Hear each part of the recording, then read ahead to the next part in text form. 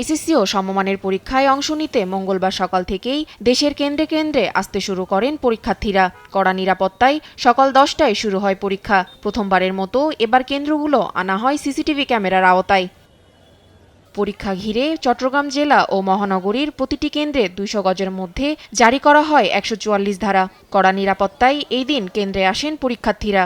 এ বোর্ডে পরীক্ষায় অংশ নেয় 1,30,668 জন। সারা দেশের মতো বরিশালেও শুরু হয় এসএসসি পরীক্ষা।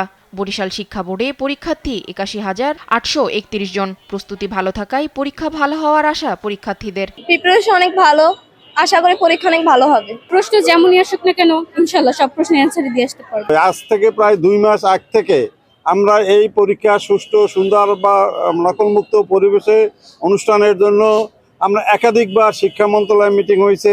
এদিন খুলনা জেলায় এসএসসি দাখিল ও এসএসসি ভোকেশনাল পরীক্ষায় অংশ নেয় 26,700 জন পরীক্ষার্থী। এসএসসি পরীক্ষা ঘিরে 83টি কেন্দ্রের আশেপাশে নেওয়া হয় কঠোর নিরাপত্তা। আজকে বাংলা ফার্স্ট পেপার ইনশাআল্লাহ প্রস্তুতি অনেক ভালো। আলহামদুলিল্লাহ আমি যতটুকু পড়েছি ইনশাআল্লাহ আমি পারবো।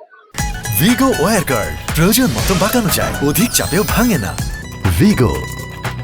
এসএসসি ও সমমান পরীক্ষায় কুমিল্লা বোর্ডে এবার পরীক্ষায় অংশ নেয় 1,46,817 জন পরীক্ষার্থী। 6 জেলায় 277টি কেন্দ্রে এ পরীক্ষা অনুষ্ঠিত হয়। কেন্দ্র ব্যবস্থাপনায় সন্তোষ প্রকাশ করেন পরীক্ষার্থী ও অভিভাবকরা। আল্লাহর রহমতে গতবারের তুলনায় এবারের পরীক্ষা মোটামুটি সহজ হয়েছে, এটাই বলতে পারবো। আমার মনে হচ্ছে তুলনামূলক পরীক্ষা সহজ হয়েছে, বাট এমসিকিউটা একটু ক্রিটিক্যাল হয়েছে। কুষ্টিয়াতেও এদিন সুষ্ঠু ব্যবস্থাপনায় শুরু হয় এসএসসি ও সমমানের পরীক্ষা।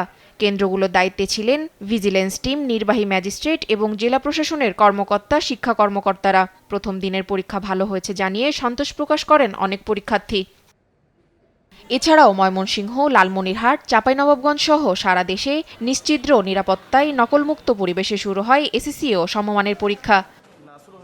তাসফিয়া ইসলাম, নিউজ ডেস্ক, দেশ টিভি।